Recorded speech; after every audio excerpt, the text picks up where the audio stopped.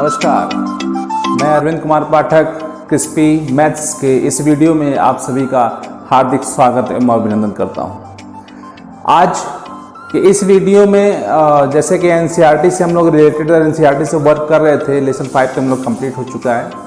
आज कुछ मैं एक थोड़ा सा अलग टॉपिक, क्योंकि अभी ज्योमेट्री से रिलेटेड हम लोग का चैप्टर स्टार्ट होने वाला है, तो आज मैं एक ऐसा टॉपिक लेके चलने वाला हूँ कि उस टॉपिक का यूज़ हम क्लास 4th से लेके अप टू इनफाइनाइट का मतलब कि जितनी भी हायर एजुकेशन तक हम लोग जा सकते हैं, यदि मैथ सब्जेक्ट लेके हम पढ़ रहे हैं उसमें, है ना, तो हर जगह उसका यूज़ आता है। बहुत छोटी सी चीज़ है, बहुत आसान सी चीज़ है, ठीक है, और उस चीज़ में थोड़ा सा कॉन्सेप्ट न क्लियर होने की वजह से बार बार क्या होती है, बहुत सारी समस्याएं आती हैं, और ज्योमेट्री में तो उसका बहुत ज़्यादा यूज़ है, ठीक है। तो चलिए वीडियो के लास्ट तक बने रहिएगा, ठीक है।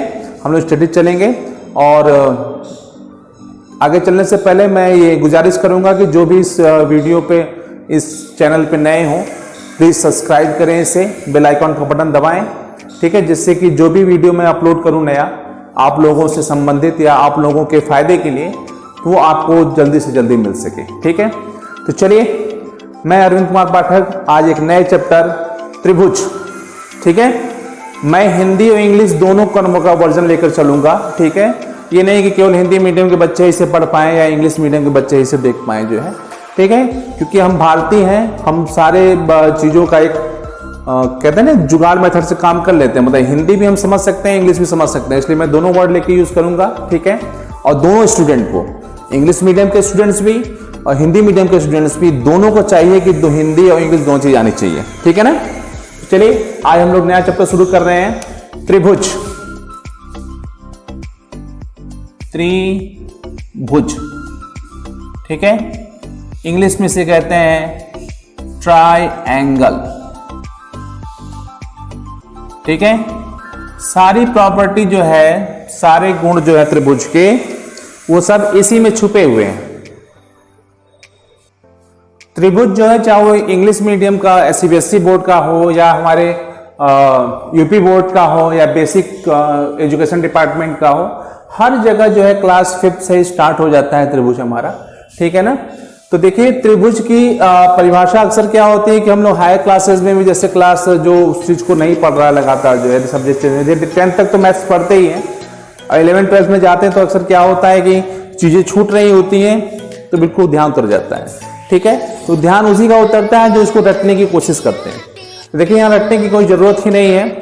हमारा जो हिंदी लैंग्वेज और इंग्लिश लैंग्वेज, दोनों लैंग्वेज जो अपने आप में परफेक्ट होता है, ये नाम से इस चीज को क्लियर कर देता है। देखिए, मैं यहां से नाम से बता दूं आपको, त्रिभुज, त्रि मतलब 3, भुज मतलब भुजाएं, मतलब 3 भुजाओं से घिरी हुई आकृति को हम लोग क्या कहेंगे, त्रिभुज कहेंगे, ठीक है। यानी त्रिभुज की जो डिफिनीशन हमारी बन जाएगी यहां पे, 3 भुजाओं से मिलकर बनी बंद आकृति, ये ध्यान रखिएगा, ये बहुत इंपॉर्टेंट है, ठीक है। बंद आकृति त्रिभुज कहलाती है, ठीक है।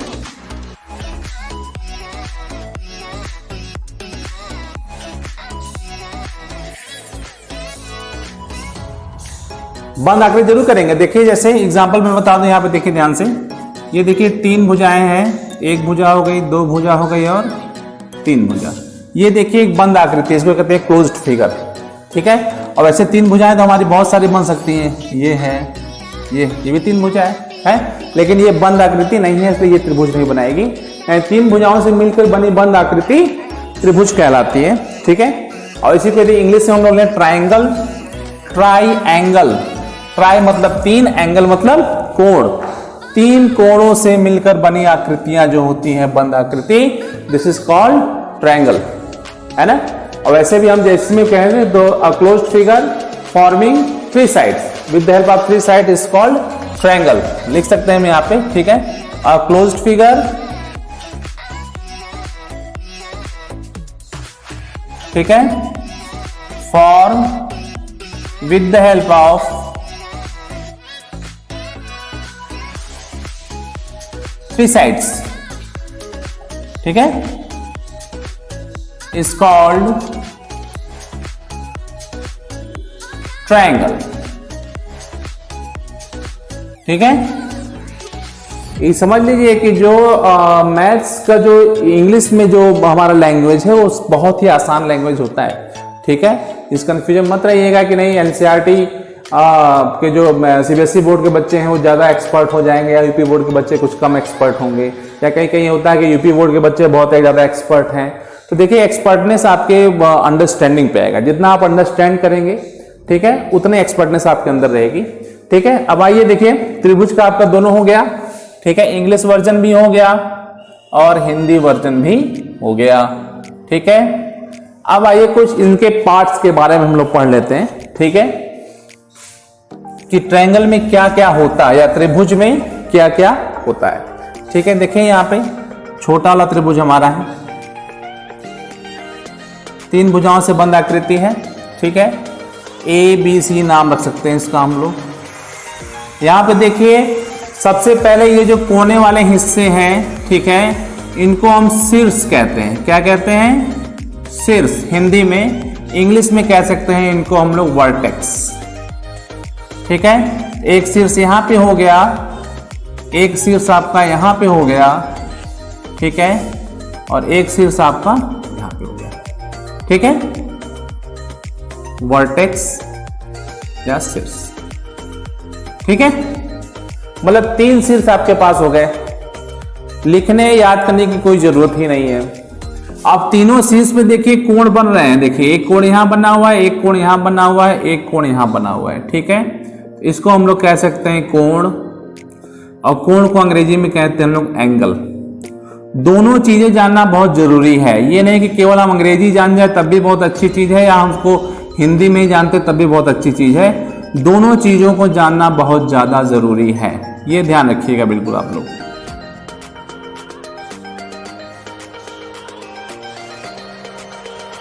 ठीक, यानी 3 शीर्ष आपके पास हो गए और 3 कोण हो गए।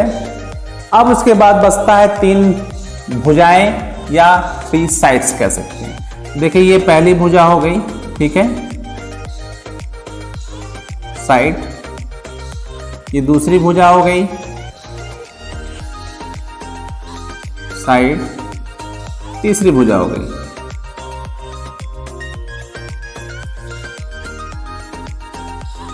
ठीक है। मतलब सभी चीजें 3-3 हैं इसमें, देख लीजिए, ठीक है। 3 शीर्ष, 3 भुजाएं, 3 कोण, 3 वर्टिसेस, 3 एंगल्स एंड 3 साइड्स, ठीक है। नेमिंग हम करना चाहें यहां पे तो हम यहां पे लिख सकते हैं, यहां पे कोण हमारे कौन कौन से हैं, ठीक है। कोण देखिए हमारे यहाँ पे एंगल ए है, ठीक है। इसी को दूसरी फॉर्म में हम लिखना चाहें, कई बार कंफ्यूजन होता है बच्चों में कि एंगल ए पढ़ लिए, इसको हम लोग एंगल BAC भी पढ़ सकते हैं, ठीक है। आर हम इसको CAB भी पढ़ सकते हैं। मींस ये तीनों एक ही एंगल है, इनके नाम अलग अलग तरीके से लिख सकते हैं। दूसरा हमारा एंगल B है, तो इसमें देखिए एंगल B आपका यहां पे है, तो हम इसको ABC भी पढ़ सकते हैं। इसमें बहुत कंफ्यूजन होती है, अक्सर बच्चों में कंफ्यूजन हो जाती है, और इसको CBA भी पढ़ सकते हैं, ठीक है। ये हो गया। इसके बाद थर्ड एंगल हमारा आता है एंगल C। एंगल C देखिए एक नाम तो यही हो गया आपका, और उसके बाद ACB और एंगल BCA, ठीक है। तो ये नाम में कभी भी आप लोग कंफ्यूज मत होइए, ठीक है ना। ये बिल्कुल ध्यान देने वाली चीज है। सबसे मेन कॉन्सेप्ट है कि जो एंगल बन रहा है वो बीच में रहेगा। देख रहे हैं यहाँ B बन रहा है, B बीच में है, यहाँ C बन रहा है, C बीच में, ठीक। कोई प्रॉब्लम इसमें? अब देखिए कोण के बाद हो गया आपके साइड्स की बात हो रही है, यानी भुजाओं की बात हो रही है, ठीक है। 3 भुजाएं हैं, तो चूंकि भुजाएं इसमें रेखाखंड या लाइन सेगमेंट कहते हैं, तो इसको हम लोग ऐसे से रिप्रेजेंट करेंगे। AB हो गया, BC हो गया और CA हो गया, ठीक है। ये कर लेंगे। उसके बाद आपके शीर्ष हैं या वर्टिसेस हैं, तो वो सीधे एक पॉइंट वाइज लिखे जाएंगे, ठीक है। ये आपका ए हो गया, बी हो गया और सी हो गया। तो ये त्रिभुज का फंडामेंटल मतलब त्रिभुज के ऊपर की संरचना या उसकी आंतरिक संरचना जो होती है मेन यही है। ठीक है, इतना छोटा सा कॉन्सेप्ट है। ये भी कॉन्सेप्ट इसका शेप जो है ये कहते हैं ना माइंड मैप, माइंड मैपिंग होती है एक। यदि इसकी मैपिंग आपके माइंड में सेट हो गई तो कभी भी आपको बुक उठा कर देखने की जरूरत नहीं है कि त्रिभुज क्या होता है। ठीक है, उसमें कौन कौन से उसके पार्ट्स होते हैं। ठीक, अभी आगे की चीजें भी हम बताने चल रहे हैं, उसको भी आपको बिल्कुल रट जाएगा, उसमें कोई समस्या ही नहीं आएगी। ठीक है ना, इतनी बातें क्लियर है। हम लोग आगे बढ़ते हैं टाइप्स ऑफ ट्रायंगल में। ठीक है, त्रिभुज के प्रकार। अब देखिए त्रिभुज के प्रकार, देखिए पहले इसको मैं हटा देता हूं, तो बहुत ज्यादा दिखने लगेगा तो वो भी लगेगा कि तो बहुत ज्यादा हो गया। ठीक है, चीजों को बिल्कुल लाइटली लेके पढ़ना है हम लोग को। ठीक है, यदि हम उसको पहले से ही मान लेंगे कि नहीं ये चीज बहुत टफ है तो जाने तब तो समस्या है। पहले ही डर गए, जो डर गया वो मर गया। ठीक है, और एक और है डर के आगे जीत है। ठीक है, तो डरने की जरूरत ही नहीं है। यहाँ पे मैथ्स हमारा ऐसा सब्जेक्ट ही है जो हमारे अंदर से डर को भगा देता है। आइए हम लोग अब त्रिभुज के प्रकार,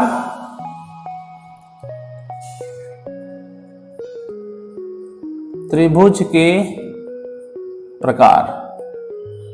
ठीक है, टाइप्स ऑफ ट्रायंगल।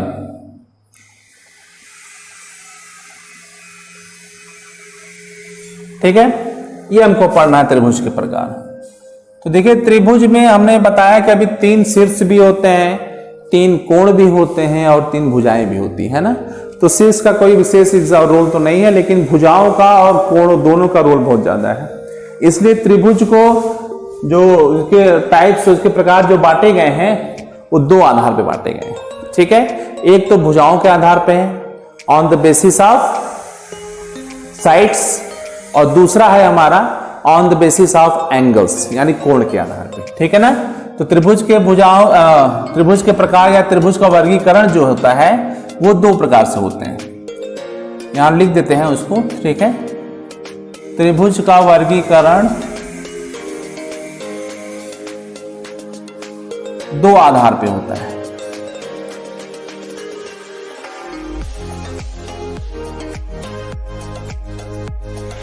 ठीक है, पहला आधार देखिए क्या है, फर्स्ट वाला भुजा के आधार पे,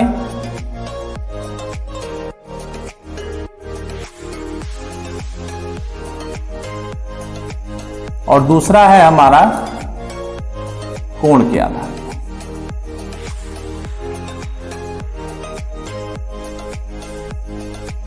ठीक है,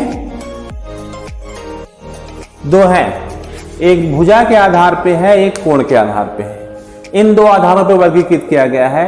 भुजा के आधार पे भी 3 प्रकार के होते हैं, कोण के आधार पे भी 3 प्रकार के होते हैं। अब देखिए भुजा के आधार पे कौन कौन से प्रकार होते हैं उसको हम लोग शेप वाइज करके चलेंगे। ठीक है, उसका एग्जाम्पल देखें तो ये तो क्लियर हो गया ना, 2 आधार पे बांटे गए हैं। तो सबसे पहले हम भुजा के आधार पे देखेंगे, तो यहां पे लिखेंगे त्रिभुज के प्रकार भुजा के आधार।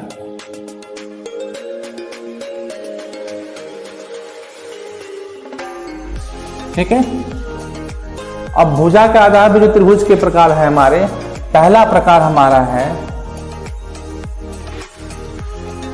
समबाहु त्रिभुज। मैंने बताया ना सम नाम में छिपा है, इंग्लिश में इसे कहते हैं इक्विलैटरल ट्रायंगल। ठीक है, समबाहु, कितनी भुजाएं हैं, बाहु मतलब भुजा होती है, 3 भुजाएं हैं और तीनों भुजाओं की लंबाई जो है आपस में बराबर होगी, उसे हम क्या कहेंगे, समबाहु त्रिभुज या इक्विलैटरल ट्रायंगल। मतलब तीनों साइड्स आपस में इक्वल होंगे। ठीक है,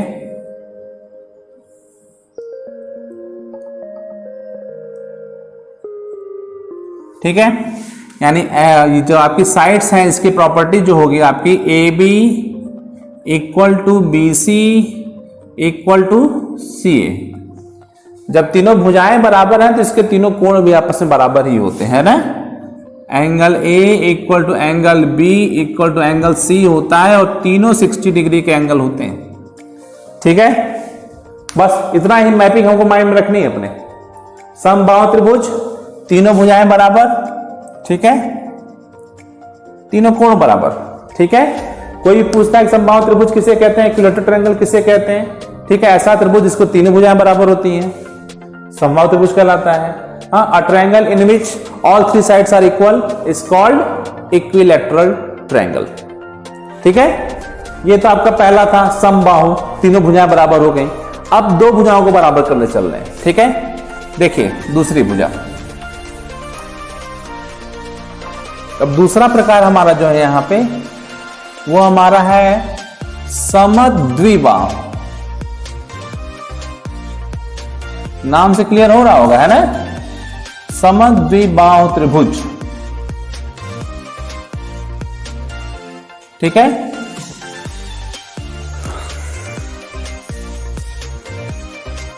इंग्लिश में से कहेंगे हम लोग आइसो स्केल।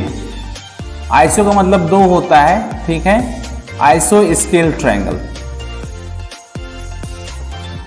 तो अब देखिए समद्विबाहु मतलब दो भुजाएं आपस में समान होंगी और तीसरी भुजा अलग हो जाएगी। ठीक है, तो इसमें दो भुजाएं आपस में कर दीजिए और तीसरी भुजा को अलग कर दीजिए। इसको बाय स्केल से आप नापेंगे तभी आपका क्लियर होगा। ठीक है ना, पी क्यू आर, तो ये भुजा आपस में बराबर कर रहा हूं, ये दोनों भी बराबर हो सकती है, आपस तीसरी अलग हो जाए। ठीक है, तो यहां पे आपका P Q equal to P R but not Q R, मतलब दो साइड इक्वल है लेकिन तीसरी साइड इक्वल नहीं है, तो ये आपका क्या हो गया, समद्विबाहु त्रिभुज हो गया। ठीक है, अब अंतिम में तीसरा जो त्रिभुज हमारा आएगा वो हो जाएगा हमारा स्केलेन ट्रायंगल यानी विषम बाहु त्रिभुज। तीनों भुजाएं इसकी बिल्कुल अलग अलग होंगी। ठीक है, उसको भी देख लीजिए।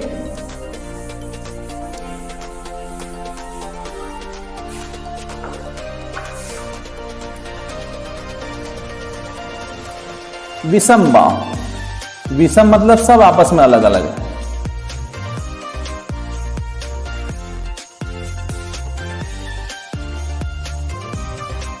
इसको कहेंगे स्केलेन ट्रायंगल। ठीक है, मतलब तीनों भुजाएं आपस में अनइक्वल होंगी। ठीक है ना,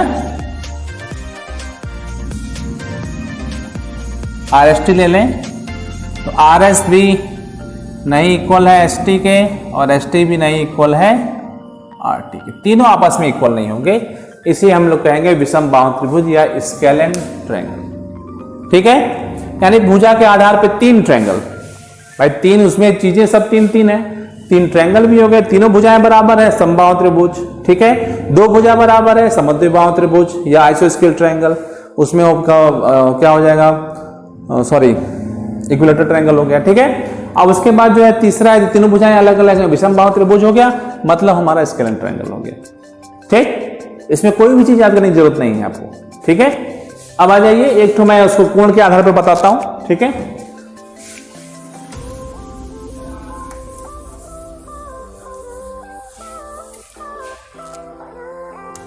देखिए त्रिभुज के प्रकार कोण के आधार पर।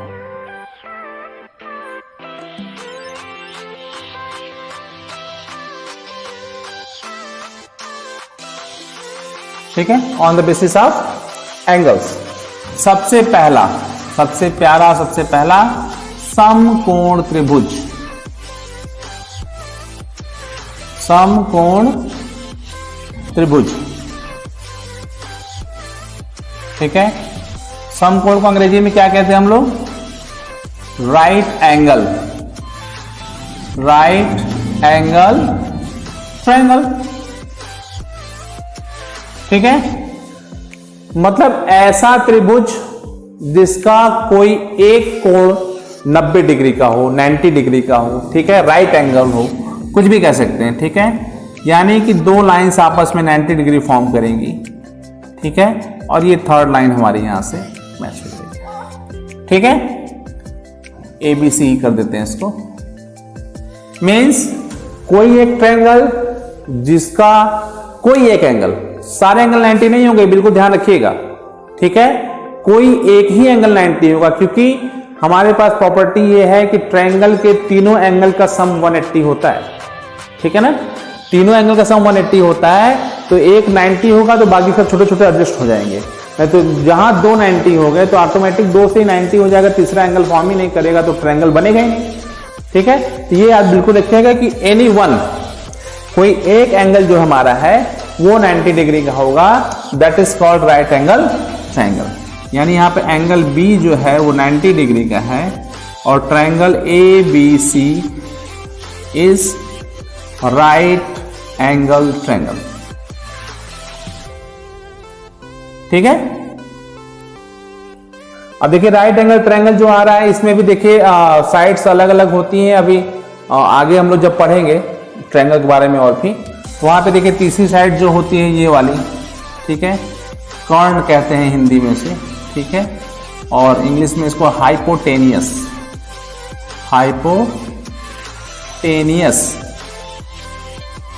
ठीक है। ये आपका जो है ये खड़ा है बिल्कुल, ठीक है, डंडे की तरह, इसको लंब कहते हैं, ठीक है, और इंग्लिश में से परपेंडिकुलर, ठीक है। और जो नीचे वाला है ये आपका आधार है, बेस है, ठीक है ना, तो हिंदी में से आधार कहते हैं हम लोग और इंग्लिश में से बेस कहते हैं, ठीक है। लंब कर्ण आधार होता है, पाइथागोरस थ्योरम अभी हम लोग पढ़ेंगे आगे, तो उसमें चीज मिलेंगी हमको, ठीक है। तो ये देखिए पहला आपका समकोण त्रिभुज हो गया, ऐसा त्रिभुज जिसका एक कोण, कोई एक कोण 90 अंश का होगा, उसे हम समकोण त्रिभुज कहते हैं, ठीक है। दूसरा आ जाइए, न्यून कोण त्रिभुज, क्या कहते हैं इसको, न्यून कोण। न्यून कोण का मतलब ही हम लोग पढ़े हैं कोण वाले में कि जो 90 डिग्री से कम हो, ठीक है, 0 से बड़ा हो। ये भी नहीं 90 से कम हो जाए तो 0 हो जाए, नहीं, 0 भी नहीं होना चाहिए, मतलब 0 से बड़ा हो, 90 से छोटा हो। न्यून कोण को अंग्रेजी में हम लोग एक्यूट एंगल कहते हैं, ठीक है। तो न्यून कोण त्रिभुज है तो एक्यूट एंगल ट्रायंगल हो गया, ठीक है, कोई बहुत बड़ी चीज नहीं है इसमें। अब न्यून कोण की बात हो रही है, तो ऐसा त्रिभुज जिसके तीनों कोण 90 अंश से छोटे हों, ठीक है, तीनों कोण P Q R, ठीक है, एंगल P भी क्या हो, 90 से छोटा हो और 0 से बड़ा हो, ठीक। एंगल R भी आपका क्या होना चाहिए, 0 से बड़ा, 90 से छोटा होना चाहिए, ठीक है। ये देखिए समझ में आ जाए ना, P हमारा है 90 से छोटा, 0 से बड़ा, बड़े की तरफ मुंह खुला रहता है, ठीक है। यहाँ डिग्री लगा दीजिए तो आपको थोड़ा सा आसानी रहेगी, है ना। और एंगल Q भी जो है आपका, वो भी क्या होना चाहिए, 0 से बड़ा और 90 से छोटा। यहाँ देखिए तीनों एंगल्स की बात हो रही है, यदि तीनों एंगल्स 90 डिग्री से छोटे हैं, ठीक है, then this is called an acute angle triangle, या हिंदी में कहेंगे न्यून कोण त्रिभुज, ठीक है। यानी यहां पे लिख देंगे हम लोग triangle P Q R is acute angle triangle,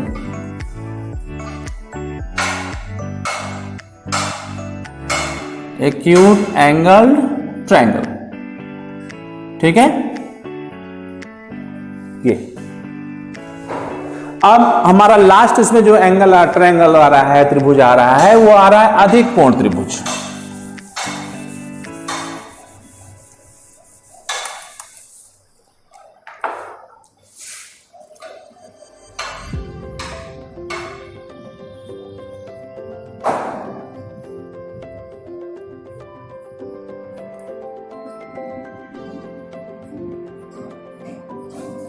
ठीक है, अधिक कोण त्रिभुज भी हमारा क्या आएगा इसमें देखिए ध्यान से, इंग्लिश में हम लोग कह सकते हैं क्या, अधिक कोण को अंग्रेजी में हम लोग क्या कहते हैं, ऑब्स्ट्यूज एंगल, ऑब्स्ट्यूज कहते हैं ना अधिक कोण को, तो ये ऑब्स्ट्यूज एंगल ट्रायंगल हो जाएगा।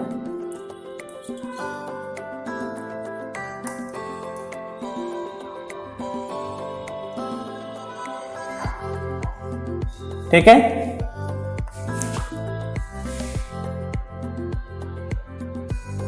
अब देखिए ऑब्स्ट्यूज का मतलब अधिक कोण, और अधिक कोण हमारा क्या होता है 90 अंश से बड़ा होता है ना। तो अब यहां भी जब 90 अंश से बड़े की बात आ गई तो कोई एक ही एंगल की बात होगी, ये ध्यान रखिएगा। केवल आपके न्यून कोण में तीनों एंगल की बात हो रही है, यहाँ पे एक ही एंगल की बात होगी, यानी कोई एक एंगल इसका जो है 90 डिग्री से बड़ा हो जाएगा, ठीक है, और बाकी सब 90 से क्या रहेंगे, छोटे रहेंगे, ठीक है। तो हमारा ये LMN लिख लेते हैं, ठीक है। ये आपका क्या है 90 से बड़ा है ना, यानी एंगल M की वैल्यू जो है वो 90 डिग्री से बड़ी है, ठीक है, और लेस देन 180 है, ठीक। और बाकी L और M जो एंगल L है वो सभी क्या होंगे, न्यून कोण ही होंगे, 0 से 90 के बीच में होंगे, और एंगल N भी जो है वो भी 0 से 90 के बीच में होगा, ठीक है। मतलब ऐसा त्रिभुज जिसका कोई एक कोण अधिक कोण हो, या triangle in which any one angle is obtuse angle, that triangle is called obtuse angle triangle, या ऐसा त्रिभुज जिसका कोई एक कोण अधिक कोण हो, यानी उसका मान 90 अंश से बड़ा 180 अंश से छोटा हो, तो उस त्रिभुज को हम लोग अधिक कोण त्रिभुज कहेंगे, ठीक है। तो अब देखिए इसमें क्या होता है कि इसको हमको रटने की जरूरत नहीं है, इसको अपने दिमाग में बैठाने की जरूरत है, ठीक है। अब बैठा लिए तो देखिए हमारा त्रिभुज हो गया, 3 भुजाओं से बनी बंद आकृति त्रिभुज कहलाती है।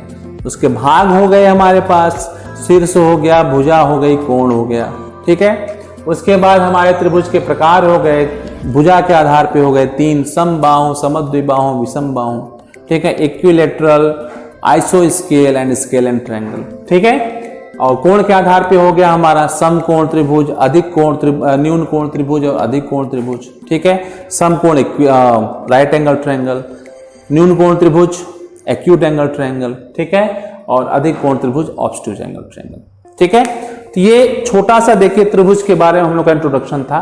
अभी आगे हम और भी चीजों पर डिस्कस करेंगे, और ऐसी ही आसान चीजों का वीडियो मैं लेकर आऊंगा कि आपका कॉन्सेप्ट बिल्कुल क्लियर रहे, उसको याद करने की जरूरत ना पड़े, ठीक है ना। तो चलिए अब नेक्स्ट वीडियो में मैं और अच्छी वीडियो लेकर आऊंगा। आप प्लीज इसे सब्सक्राइब और लाइक जरूर करें, ठीक है, लाइक कमेंट उसमें जरूर करें, बेल आइकॉन का बटन दबाएं कि जैसे ही मैं नया वीडियो लेकर आऊं आप सब तक पहुंच सके। तब तक के लिए आप सभी को मेरा गुड बाय।